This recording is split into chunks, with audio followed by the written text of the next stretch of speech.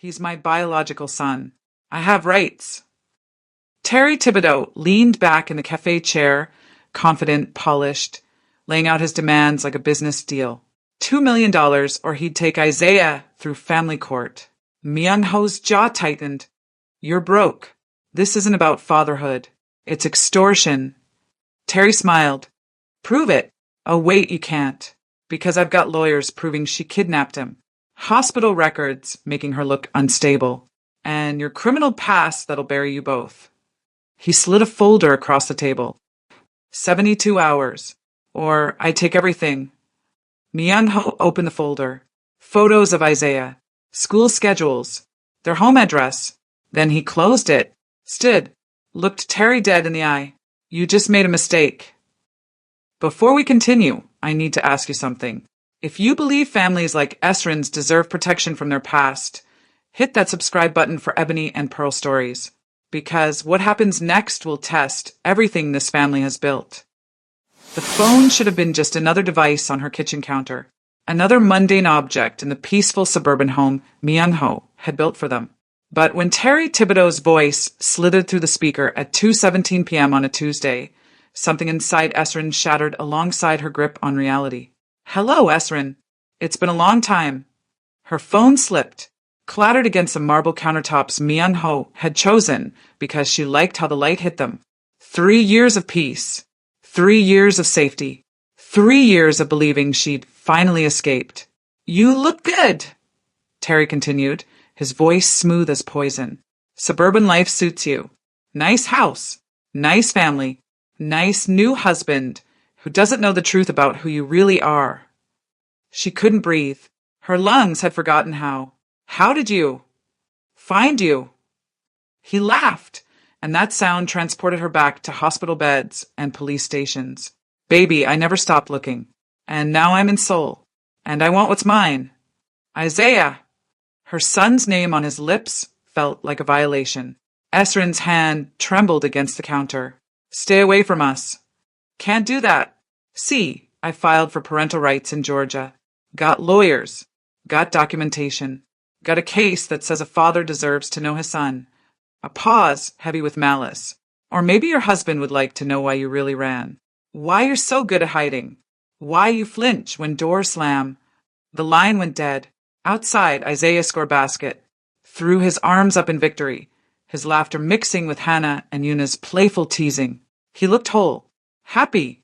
Finally healing from wounds he'd been too young to understand, but old enough to carry. And Esra knew with absolute certainty that the monster from her past had come to take it all away. Her legs gave out. She slid down the kitchen cabinet, knees pulled to her chest, trying to remember how to breathe. The memories came flooding back in violent waves. Atlanta. 5 years ago. Terry's hand around her throat in their apartment, his voice deadly calm as he promised she'd never be free of him. The hospital visits she'd lied about, telling nurses she'd fallen, walked into doors, been clumsy. The restraining order she'd filed and he'd violated with smug confidence because the system moved too slowly to protect her. The night she'd finally run, 3-year-old Isaiah asleep in the back seat. $600 in cash stuffed in her bra. No plan beyond getting as far away as possible. 3 weeks sleeping in her car in different Walmart parking lots before her sister grudgingly agreed to take the baby. 6 months of working 3 jobs to save enough for a plane ticket to Korea, where she'd heard foreign English teachers could disappear into new lives. She'd disappeared, all right. Rebuilt herself from ash and terror into someone who could smile again. Someone who could love again. Someone who believed she deserved the peace Myung-ho offered. And now Terry was here to remind her that women like her didn't get happy endings. The elevator chimed. Myung-ho's footsteps crossed the foyer, then stopped. She knew he'd seen her, crumpled on the kitchen floor like broken glass. Esrin. His voice cut through her spiraling thoughts. Not a question. A lifeline. She looked up, and the concern on his face nearly broke her completely. He crossed to her in 3 strides, expensive shoes silent on tile, and knelt beside her with the careful grace of a man who understood trauma. What happened? His hands hovered near her shoulders, waiting for permission. She couldn't speak, couldn't form words around the terror choking her. Myung-ho's eyes swept the room, cataloging details with tactical precision. Shattered phone, her position on the floor, the way her hands shook. His jaw tightened, and she saw something dangerous flicker across his face, the ghost of the man he used to be before he chose peace. Someone threatened you. Not a question, a fact he'd already confirmed through observation. He found us. Her voice came out broken. Myung-ho, he found us. Who? Terry Thibodeau. The name tasted like blood and hospital antiseptic. My ex Isaiah's biological father. He called. He's in Seoul. He wants, her breath hitched. He wants Isaiah. Myung-ho went perfectly still, the kind of stillness that preceded violence. Tell me everything. So she did. The call. The threats. The legal petition filed 2 weeks ago in Fulton County, Georgia, claiming parental rights based on biological connection. Terry's promise to expose her past, to paint her as an unfit mother who'd kidnapped her son, to destroy everything they'd built. He signed away his rights when Isaiah was born, she said, her voice shaking. He wanted nothing to do with him. But now he's saying he was young, made mistakes, wants to be a father. This isn't about fatherhood. Myung-ho's voice went deadly quiet, the tone he used to use before ordering hits. This is about control. Yes. She met his eyes. And he's smart, Myung-ho. He has lawyers. He has evidence that makes me look bad. Police reports I withdrew. Hospital records that don't tell the full story. Documentation that I left the country with Isaiah without proper custody agreements. You fled an abuser. A court might not see it that way. Her laugh was broken. Korean courts don't automatically honor foreign custody disputes. If he pushes this, if he fights, they could take Isaiah. They could say I'm an unfit mother who kidnapped her son. Myung-ho's hands curled into fists. Outside, Isaiah's laughter rang out again, pure and joyful and completely unaware that his world was about to explode. His full name. Give me his full name. Terry Anthony Thibodeau. She grabbed his arm. But we can't handle this like before. This is legal. If you hurt him, if anything happens to him, it'll make everything worse. No one, Myung-ho said, each word deliberate and absolute, is taking our son. Our son. The possessiveness in those words made her chest tighten with something between hope and terror. I'll call our attorneys tonight, he continued, his tactical mind already working through scenarios. We'll bury him in motions, injunctions, make it so expensive and complicated he gives up. And if he doesn't, something dark flickered across Myung-ho's face, the shadow of Seoul's former underworld king. Then I remind him why people still fear my name. The doorbell rang. They both froze. Myung-ho stood slowly, moved to the security monitor with predatory grace. His expression darkened. What is it? Esrin asked. Stay here. He opened the door, looked around, then bent to pick up a manila envelope. No return address. No postmark. Hand-delivered while they'd been talking, which meant Terry was close. Watching. Waiting. Myung-ho brought the envelope inside, opened it with controlled precision. Photographs spilled onto the counter. Esrin, 24 years old, in an Atlanta emergency room. Face swollen beyond recognition. Arm in a cast. Eyes hollow with trauma she tried so hard to bury. Her stomach lurched. Myung-ho's hands trembled as he studied each image, the only outward sign of the rage building inside him like a nuclear reaction. Then he pulled out the letter, read it twice with terrifying focus. When he finally looked up, Esrin saw the answer in his eyes. Terry Thibodeau had made a fatal mistake. He'd threatened Shin, Myung-ho's family, and some men, no matter how reformed, never truly forget who they used to be. The war for their family had just begun. If this story is hitting different, if you're feeling what Esrin and Myung-ho are fighting for, drop a comment telling us what time you're watching this. And subscribe to Ebony and Pearl Stories, because what Terry doesn't know yet is that he's not fighting a suburban family. He's fighting a monster who learned to love. And monsters protect what they love without mercy. The photographs lay scattered across their kitchen counter, like evidence at a crime scene. Each image was a window into a version of Esrin that Myung-ho had never fully seen, broken, bloodied, barely surviving. He picked up one photo, her left eye swollen shut, stitches trailing across her cheekbone like dark thread. His hands shook. When was this one taken? February 2020. Esrin's voice was hollow. The night he found me at a gas station 3 hours outside Atlanta. Myung-ho set the photo down carefully like it might shatter. Tell me. All of it. No more sanitized versions. So she did. She told him how Terry had been her salvation when she was 23, charming, successful, promising stability when she was drowning in poverty and desperation. How he'd moved her into his apartment within 2 months, paid off her debts, made her dependent on him with the calculated precision of a predator. It was subtle at first, she said, staring at her hands. He'd check my phone because he worried about me. He'd want to know where I was going, who I'd be with. He said it was love. I believed him. By the time Isaiah was born, Terry's control was absolute. He'd installed tracking apps on her phone, read her emails, isolated her from anyone who questioned their relationship. When she worked her part-time job at a bookstore, he'd show up unannounced to surprise her with lunch, but really to make sure she was where she said she'd be. He knew everything, Esrin continued, her voice barely above a whisper. What I ate, who I talked to, how long I spent in the bathroom. He said it was because he loved me so much, that he couldn't bear the thought of losing me. That's not love, Myung-ho said quietly. That's ownership. I know that now. She met his eyes. I didn't then.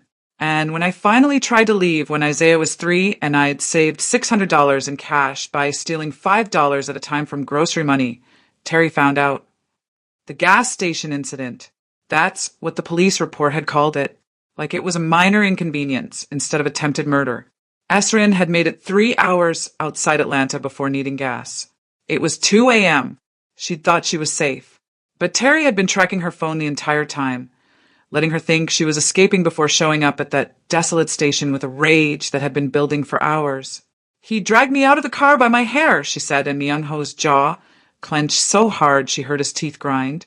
Isaiah was screaming in the back seat. Terry kept saying I'd embarrassed him, made him look weak, that I needed to learn what happened to women who didn't respect their men. He'd beaten her until she couldn't stand, broke her arm, fractured 3 ribs, left her bleeding on the concrete while he drove away with Isaiah still screaming in the car. A truck driver had found her 20 minutes later and called 911. 6 days in the hospital, she finished. Terry dropped Isaiah off at my sister's house with a note saying I'd abandoned them both. Told everyone I was unstable. Had addiction issues. The police arrested him, but he made bail within hours. And that's when you ran. That's when I disappeared. Esrin's hands twisted together. My sister agreed to keep Isaiah temporarily. I worked 3 jobs for 6 months, saved every penny and bought a plane ticket to Seoul. I knew if I stayed in America, he'd kill me. He'd promised me that much. Myung-ho picked up Terry's letter, read it again with the focused intensity of a man planning war. The words were carefully crafted, each sentence designed to inflict maximum damage. Myung-ho, we haven't met, but I know a lot about you. Former organized crime, violent past, trying to go legit for your wife and kids. Admirable. But here's what you don't know about Esrin. The letter went on to paint Esrin as the aggressor, Terry as the victim defending himself. It detailed Myung-ho's criminal history with uncomfortable accuracy, his connections to the Yakuza, the bodies that had never been found, the empire he'd built through violence and fear. I've got lawyers ready to bury you. I've got evidence ready to destroy her credibility.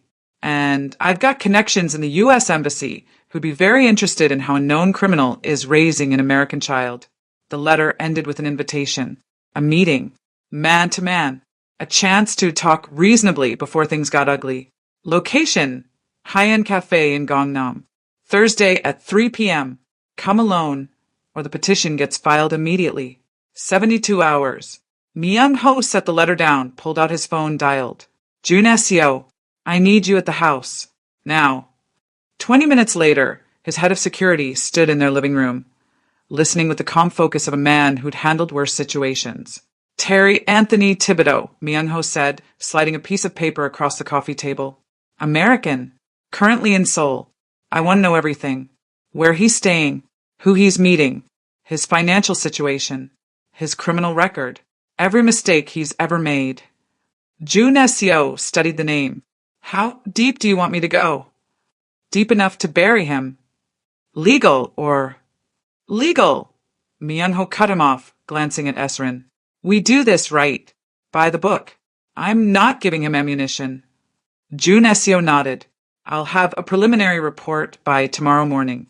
Full workup within 48 hours. He's smart, Esrin warned. He'll have anticipated this. He's probably watching us right now. Let him watch. Myung-ho's smile was cold. He thinks he's playing chess.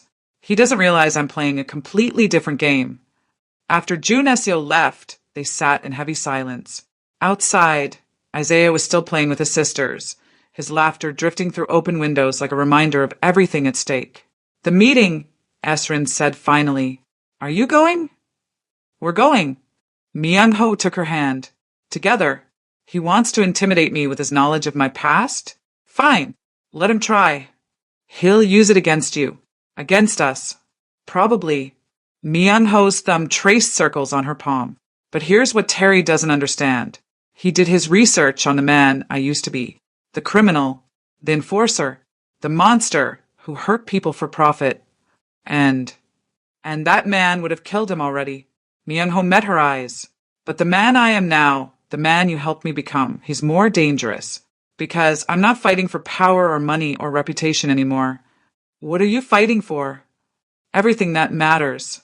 He pulled her close. And men fighting for everything don't play fair. They play to win. Esrin leaned into him, feeling the steady beat of his heart against her cheek. I'm scared. Good. Fear keeps you sharp. He kissed the top of her head. But don't let it paralyze you. We survived worse than Terry Thibodeau. We'll survive this too. The next morning, Jun Seo returned with a preliminary report. Terry was staying at the Signal Hotel, one of Seoul's most expensive. He'd been in the city for 5 days, meeting with an American attorney who specialized in international custody disputes. His finances are interesting, Jun Seo said, flipping through pages. On paper, he looked successful. Real estate investor. Clean credit. But I'm seeing some red flags. Large cash withdrawals. Missed payments on multiple credit cards. His business is registered, but I can't find evidence of actual transactions. He's broke, Myung-ho said. I think so, but he's good at hiding it. Esrin's phone buzzed. A text from an unknown number. Thursday, 3 p.m. Cafe Onion in Gangnam. Don't be late. And Esrin, make sure your husband understands what's at stake. I'd hate for things to get messy. M. She showed the message to Myung-ho. His expression didn't change, but his eyes went cold. Reply, he said. Tell him we'll be there. Esrin typed with trembling fingers. We'll be there. The response came immediately. Smart girl. See you soon. Myung-ho watched the exchange, his tactical mind already 3 moves ahead. Terry thought he held all the cards, the biological connection, the legal leverage, the knowledge of Myung-ho's past. But Terry had made one critical miscalculation. He'd assumed Shin Myung-ho had gone soft. That 3 years of domestic peace had dulled his edges, made him vulnerable. He was about to learn the truth. Some men don't go soft. They just learn to aim their violence more precisely. And nothing was more precise than a father protecting his family. If you're invested in seeing how Myung-ho outsmarts Terry, we need you in this community. Subscribe to Ebony and Pearl Stories and drop a comment with your prediction. Will Myung-ho play by the rules, or will the old monster come out? Let us know what you think happens next. Thursday arrived with deceptive sunshine, the kind of beautiful day that made tragedy feel impossible. But as Myung-ho adjusted his tie in their bedroom mirror, watching Esrin struggle with her necklace clasped behind him, he knew better. Beautiful days were when the worst things happened. Let me. He turned, fastened the delicate chain around her neck with steady hands that belied the violence brewing beneath his calm exterior. Thank you. Her voice was barely audible. Hey. He tilted her chin up, forcing her to meet his eyes. We walk in together. We walk out together. And we give him nothing he can use against us. She nodded, but he saw the fear flickering there, the muscle memory of a woman who'd learned that men like Terry always found a way to win. Esrin, look at me. He waited until her eyes focused. He's not going to win. Not this time. Cafe Onion in Gangnam was everything Terry would choose. Trendy, expensive, Public enough to prevent violence, but private enough for difficult conversations. Floor-to-ceiling windows overlooked the street. Marble tables scattered artfully throughout. The smell of overpriced coffee thick in the air.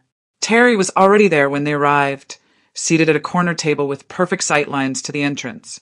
He stood as they approached, and Esrin's steps faltered. He looked exactly as she remembered.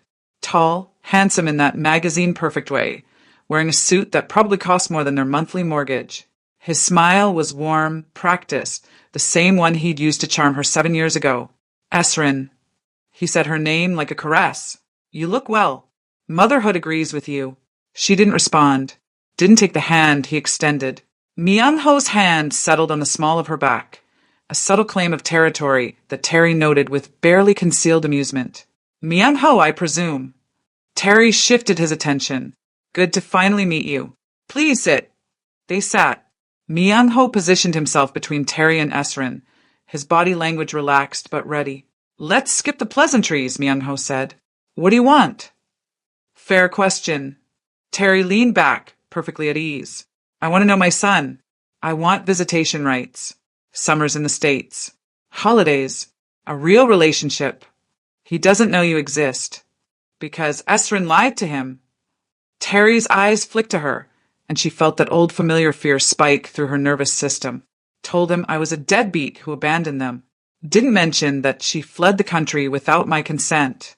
Didn't mention that she violated custody agreements. You signed away your rights, Esrin said, her voice cold despite the trembling in her hands. You wanted nothing to do with him. I was 25. Stupid. Scared. Terry's expression softened, the performance of a reformed man, carefully rehearsed. But I've grown up, got my life together, and now I want to be the father Isaiah deserves. This isn't about Isaiah. Myung-ho's voice was ice. This is about punishing her for leaving you. Terry smiled, and there it was, the flash of cruelty beneath the charm. Maybe. But the law doesn't care about my motivations. It cares about parental rights. And I've got a strong case. Hospital records showing Esrin's instability. Police reports she filed, then withdrew, suggesting manipulation. Documentation of her fleeing the country with my child without proper legal process. He paused. And of course there's you. Me. Former Yakuza enforcer. Multiple unsolved murders tied to your organization. Money laundering. Extortion. You've cleaned up nicely, I'll give you that, but that past doesn't disappear. Terry pulled out his phone, scrolled through something. The U.S. Embassy would be very interested in knowing that an American child is being raised by someone with your history. Myung-ho's expression didn't change. Get to the point. The point is this. I can make your lives very difficult. Korean family court. American custody disputes. Media attention. Immigration investigations. Terry set his phone down. Or we can come to an arrangement. What kind of arrangement? $2 million. He said it casually like ordering coffee. I drop the custody petition. I leave you alone. I disappear back to the States. The number hung in the air between them. You're extorting us, Esrin said, disbelief and rage warring in her voice. I'm offering a solution. Terry shrugged. Think of it as compensation for the years I missed. For the child support you should have been sending. Call it whatever helps you sleep at night. And if we refuse, then I file in Korean family court tomorrow morning. I leak those hospital photos to every news outlet in Seoul. I make sure everyone knows that Shin Myung-ho, reformed criminal, pillar of the community, is harboring a child whose mother kidnapped him from his biological father. Terry leaned forward. Your business partners, your social circle, your daughter's school, everyone will know. He stood, straightened his jacket with calculated precision. You've got 72 hours. After that, this gets ugly. He walked out, leaving them sitting in stunned silence. Myung-ho's hands were flat on the table, perfectly still, but Esrin knew that stillness. Had seen it 3 years ago when the Yakuza threatened her. It was the calm before annihilation. We can't pay him, she said quietly. Even if we wanted to, paying proves guilt. It'll look like we're covering something up. I know. And we can't hurt him. He's too smart. He's got lawyers watching, evidence prepared. I know. Myung-ho looked at her, and she saw the ghost of the man who used to run Seoul's underworld. But Terry made a mistake. What mistake? He thinks I've gone soft. They drove home in tense silence. Isaiah was in the living room when they arrived, supposedly doing homework, but clearly eavesdropping based on the guilt written across his 10-year-old face. Who's Terry? Esrin's heart stopped. Isaiah, I heard you and Dad talking last night. You said Terry was dangerous, that he was threatening us. Isaiah's jaw set, trying to be brave. Is someone trying to hurt Mom again? Esrin looked at Myung-ho, silently begging him to lie, to protect their son from this ugliness. Instead, Myung-ho knelt in front of Isaiah, eye level, the way he always did when discussing serious matters. Yes, he said simply. Terry Thibodeau is your biological father. He hurt your mother years ago. She left him to keep you both safe. And now he's here, trying to take you away from us. Isaiah's face crumpled. I don't want to go with him. I don't even know him. This is my home. His voice broke. You're my dad. The word hung in the air, precious and devastating. Myung-ho had never asked Isaiah to call him that, had been content with Myung-ho, with the slow building of trust. But now, hearing it, Dad, something fierce and protective surged through him. No one, Myung-ho said, his voice absolute, is taking you anywhere. But if he's my biological father, if he has legal rights, then I'll fight him in court. I'll bury him in legal motions. I'll make it so expensive and complicated he gives up. Myung-ho's hand settled on Isaiah's shoulders. And if that doesn't work, I'll remind him what happens when someone threatens my family. The doorbell rang.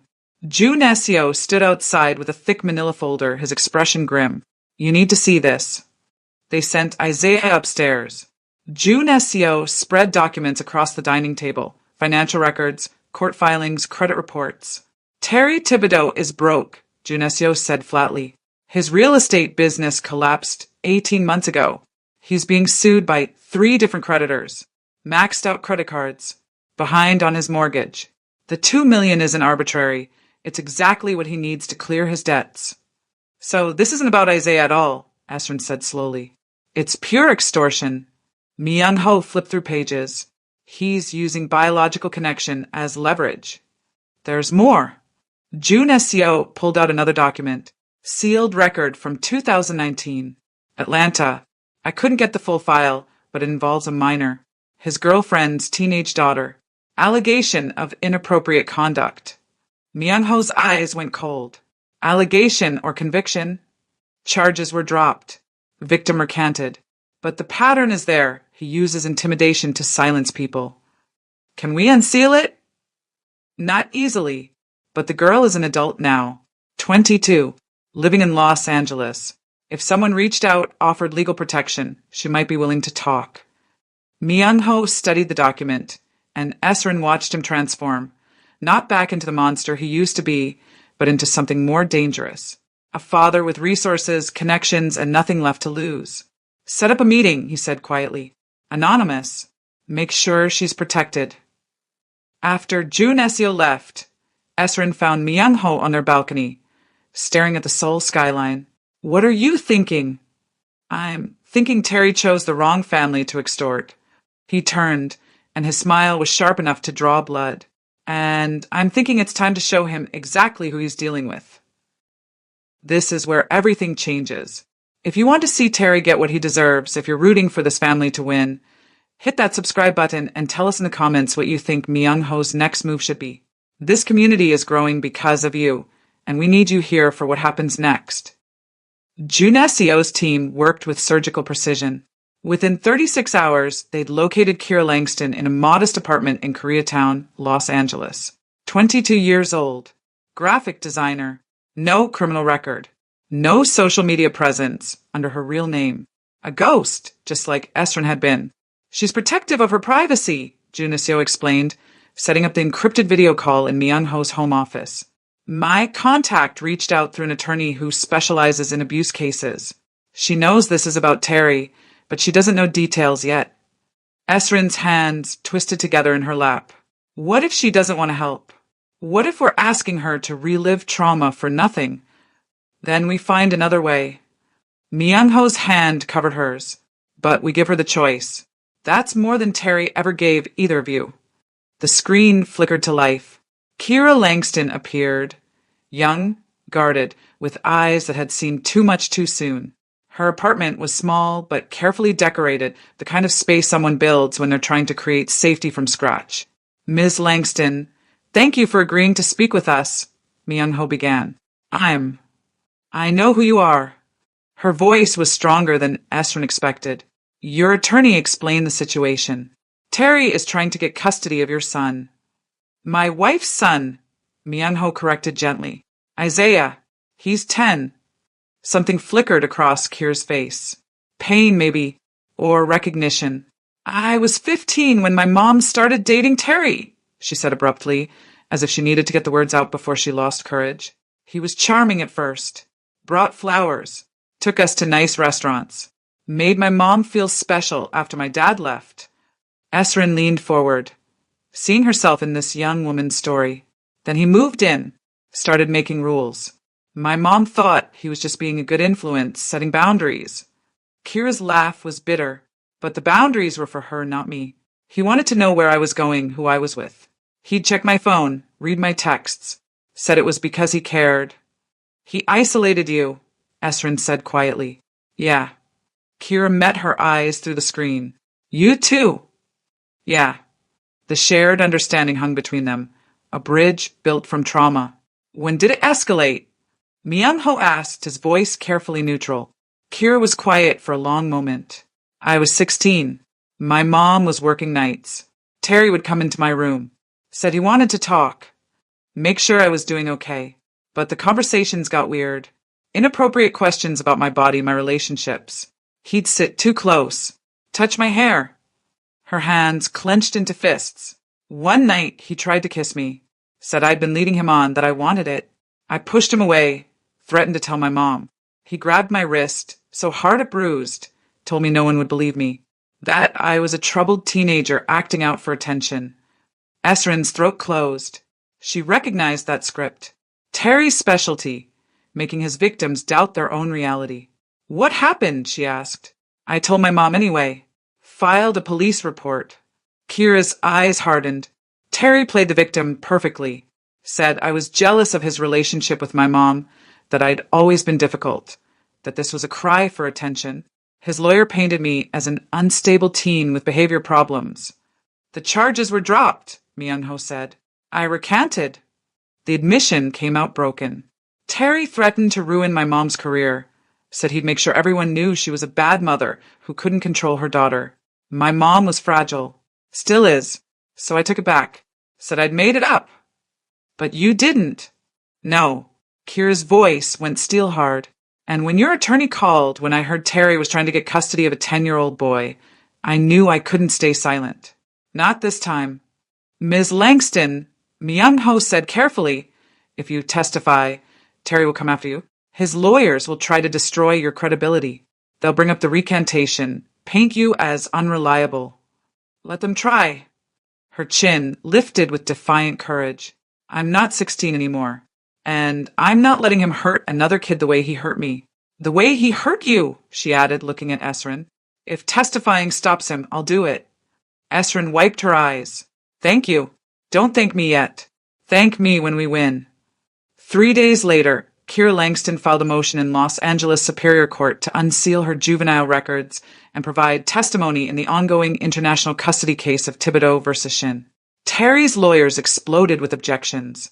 The testimony was irrelevant to parental fitness, prejudicial, an attempt to smear their client with unproven allegations from a decade ago. The sealed records existed to protect minors, not to be weaponized in unrelated custody disputes. But Myung-ho's legal team had anticipated every argument. They filed counter-motions citing pattern of behavior, character evidence, and the best interests of the child standard that governed all custody cases. The judge took 2 days to deliberate, then ruled the testimony admissible. Terry called Esrin's phone that night. She put it on speaker, Myung-ho beside her. You made a mistake, Terry said, his charming facade completely gone. Digging up ancient history, weaponizing some troubled girls' lies against me.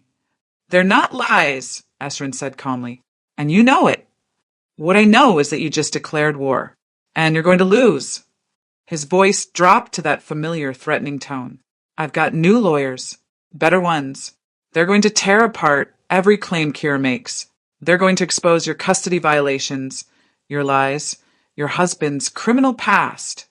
Bring it, Myung-ho cut in, his voice deadly quiet. Bring your lawyers. Bring your evidence. Bring everything you've got. Silence on the other end. You think you're fighting a suburban family man, Myung-ho continued, but you're not. You're fighting someone who spent 15 years building cases against dangerous men. Someone who knows how to find leverage. Someone who understands that the best weapon isn't violence, it's information. You threatening me? I'm educating you. Myung-ho's smile was audible. We've got Kira's testimony.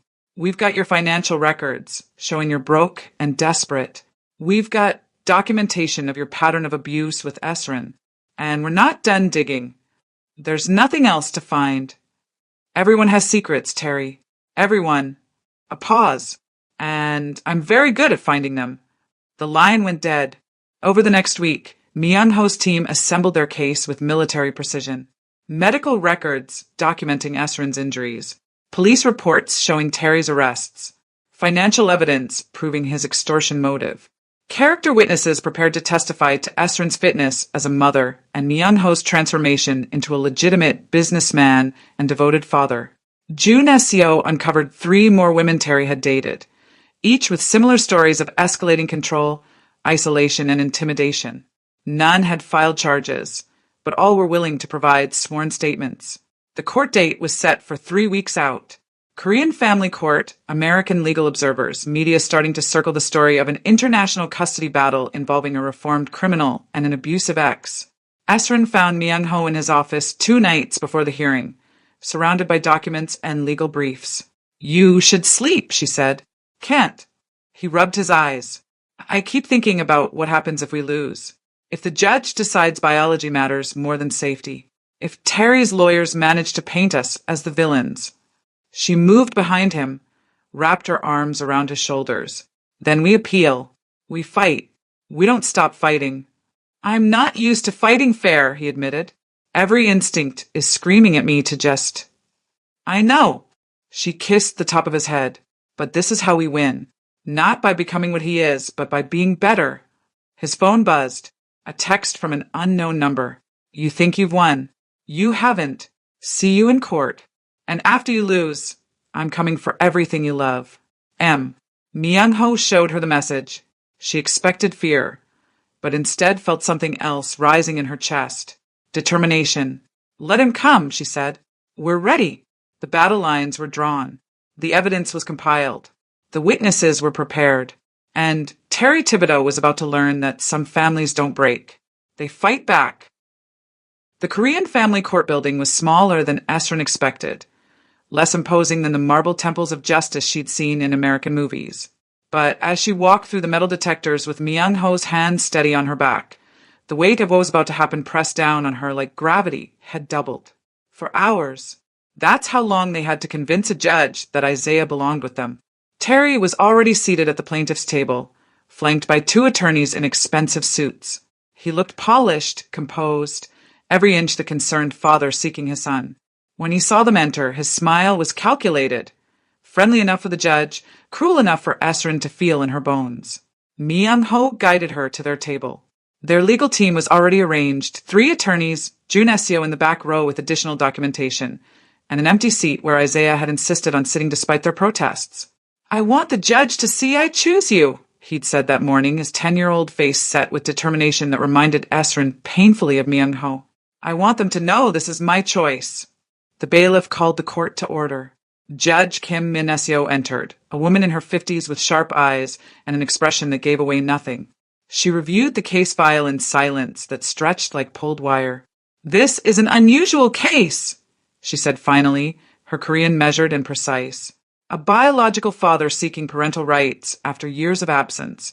An American child being raised in Korea by a stepfather, international custody complications. She looked up. I've reviewed the preliminary filings. Now I want to hear testimony. Terry's lawyers went first. They painted him as a young man who'd made mistakes, but grown into someone worthy of fatherhood. They presented his financial records, carefully curated to hide the debt. They showed photos of him volunteering at youth centers, attending parenting classes, building a life ready to include Isaiah. My client isn't asking for full custody, his lead attorney argued. Simply the opportunity to know his son. Summers in Atlanta. Holidays. The relationship every child deserves with their biological father. They didn't mention the $2 million demand. Didn't mention the threats. Didn't mention Esrin's hospital photos that Terry himself had sent. Then it was their turn. Myung-ho's lead attorney was a woman named Park Ji-won, 53 years old, with a reputation for dismantling abusers in family court. She stood with calm authority. Your Honor, this case isn't about a father seeking his son. It's about an abuser seeking control over the woman who escaped him. She placed the hospital photos on the overhead projector. Esrin Shin, 5 years ago. These injuries were inflicted by Terry Thibodeau during what the police report calls a domestic disturbance. Esrin watched the judge's expression tighten. We have documentation of 3 prior incidents, Park continued. Restraining orders Mr. Thibodeau violated. Medical records consistent with sustained intimate partner violence. And testimony from another victim willing to speak to his pattern of predatory behavior. Kira Langston appeared via video link from Los Angeles. For 20 minutes, she detailed Terry's abuse with steady courage, her voice never wavering even when his lawyers tried to discredit her. I was 15, Kira said, looking directly at the judge. He groomed me, isolated me, and when I tried to report it, he destroyed my credibility so thoroughly I recanted just to survive. She paused. I'm not recanting now. He's dangerous. He shouldn't be near children. And if this court gives him access to Isaiah, you'll be signing that boy's future away to a predator. Terry's lawyers objected, called it prejudicial, argued it had nothing to do with his fitness as a father. Judge Kim overruled them. Character evidence is relevant in custody determinations, she said coldly. Continue. Park Ji-won presented the financial records next. The bankruptcy filing Terry had tried to hide, the creditors suing him, the evidence that his custody petition coincided exactly with his debt crisis. This isn't about fatherhood, Your Honor. It's extortion. Mr. Thibodeau demanded $2 million to drop this petition. When the family refused, he escalated. This entire case is financial leverage disguised as parental rights. The courtroom door opened. Isaiah slipped in, Hannah and Yuna behind him with their grandmother. He took his seat at their table, and Esrin's hand found his immediately. Terry's lawyers presented their closing arguments. Biology matters. Fathers deserve chances. Children need both parents. Then Park Ji-won stood for theirs. Your Honor, Isaiah Aldrich has lived in Korea for 3 years. He's thriving. He has a mother who protected him at tremendous personal cost. A stepfather who has provided stability and love. Sisters who adore him. A home where he's safe. She gestured to their table. Mr. Thibodeau offers nothing but biological connection and a history of violence. The law may recognize his DNA, but it should also recognize that fatherhood is earned, not claimed. Your Honor! Isaiah's voice cut through the courtroom. Every head turned. Judge Kim's eyebrows rose. Young man, this is highly irregular. I know. Isaiah stood, his hands trembling but his voice steady. But this is about me, and I should get to say something. The judge hesitated, then nodded. Proceed. Isaiah turned to face Terry for the first time. You're not my father. You hurt my mom. You made her so scared she had to run across the world just to get away from you.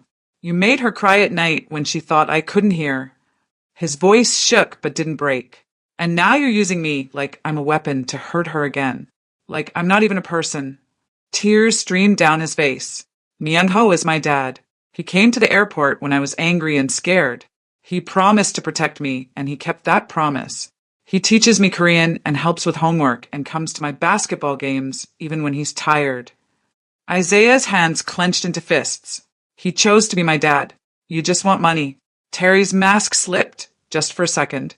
Rage flickered across his face, raw and undisguised. Judge Kim saw it. Her expression hardened. Mr. Thibodeau, I've reviewed the evidence. Ms. Langston's testimony. The financial records. The documented history of abuse. She paused, and Esrin felt time stop. And now I've heard from the child at the center of this case, who has made his wishes abundantly clear. Another pause that felt like eternity. I'm denying your petition for parental rights. Furthermore, I'm issuing a restraining order. You are to have no contact with Isaiah Aldridge or any member of the Shin family. If you violate this order, you will be arrested and deported immediately. The gavel came down. Terry lunged forward, face twisted with fury. You think this is over? You think. Security grabbed him before he reached their table, but his eyes found Esrin's across the courtroom, and in them she saw the promise of future violence. Myung-ho stood slowly, positioned himself between Terry and his family. When he spoke, his voice was soft enough that only Terry could hear, but Esrin caught every word.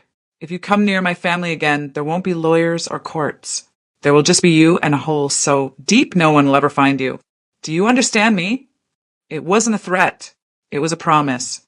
Terry understood. She saw it in the way his face went pale, the way he stopped struggling against security. Because in that moment, he finally realized who he'd been fighting. Not a suburban family man. A reformed monster who'd chosen love. And when you threatened that love, the monster remembered exactly who he used to be. Security dragged Terry out. The courtroom exhaled. Isaiah collapsed into Myung-ho's arms, sobbing with relief and exhaustion and 3 years of fear he'd been carrying alone. Myung-ho held him tight, one hand cradling his head, whispering promises in Korean that Esrin didn't need translated. 6 months later, the adoption papers were finalized on a Thursday that felt like redemption. Shin Isaiah, legally, officially, permanently. That night they celebrated in their backyard. Nothing fancy. Just the 5 of them around a fire pit, roasting marshmallows while Hannah and Yuna argued about whose S-more was architecturally superior. Isaiah sat between Myung-ho and Esrin, his new adoption certificate clutched in his hands like a treasure map to a future he'd finally stopped being afraid of. Thank you, he said quietly, for fighting for me. Myung-ho ruffled his hair. That's what family does. But you didn't have to. I'm not even. You're mine. The words were firm, absolute, leaving no room for doubt. Biology doesn't make family. Choice does. And I chose you the day I picked you up from that airport. Isaiah's eyes filled with tears. I chose you too, Dad. There it was again. That word that meant everything. Later, after the kids were in bed, Esrin found Myung-ho on the porch, watching the Seoul skyline glitter like scattered stars. You saved us, she said softly, wrapping her arms around him from behind. We saved each other. He turned, pulled her close. You taught me that family was worth more than power. That love was stronger than fear. That some things are worth fighting for without violence. And you taught me that some men keep their promises. He kissed her forehead, and they stood there in comfortable silence, the